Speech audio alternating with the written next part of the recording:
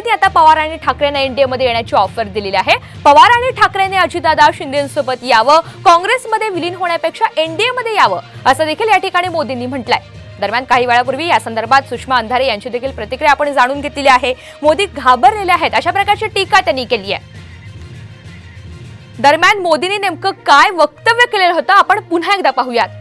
वो इतने हताश और निराश हो गए हैं कि उनको लगता है कि अगर 4 जून के बाद सार्वजनिक जीवन में, राजनीतिक जीवन में अगर टिक के रहना है तो छोटे छोटे राजनीतिक दलों को कांग्रेस में मर्ज हो जाना चाहिए।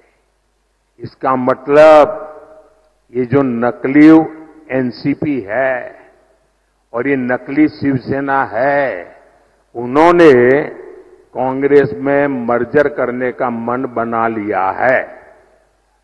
अब आपको मैं बताता हूं, जब 4 जून के बाद कांग्रेस में जाकर के मरने के बजाय अरे सीना तान करके आणि या संदर्भात बोलण्यासाठी आपल्यासोबत जितेंद्र आव्हाड आहे। जितेंद्रजी, आपलं स्वागत आहे साम टीव्हीवर। अतिशय मोठं वक्तव्य मोदींनी केलेलं आहे। आजच्या नंदुरबारच्या सभेमध्ये मोदींनी पवार आणि ठाकरेंना एनडीए मध्ये येण्याची ऑफर दिली। कसं पाहता आपण याकडे?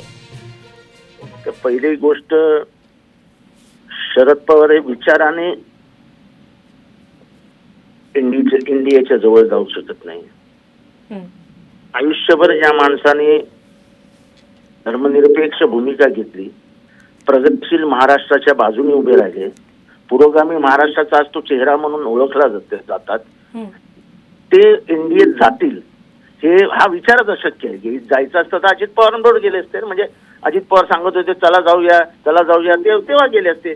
ते चला जाऊया मध्ये घर तुटलं, घर तुटताना बघितलं, पण तरी त्या माणसाने आपली विचारधारा सोडली नाही।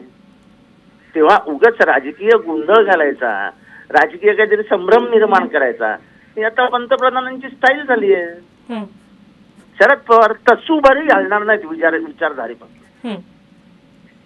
आणि शेवटी त्यामुळे तुम्ही म्हणताय पवारांची विचारधारा वेगळी आणि त्यासोबत कुठलीही तडजोड होणार नाही। आभारी आपल्या प्रतिक्रियेसाठी। जितेंद्र आव्हाड यांची प्रतिक्रिया आपण ऐकलेली आहे।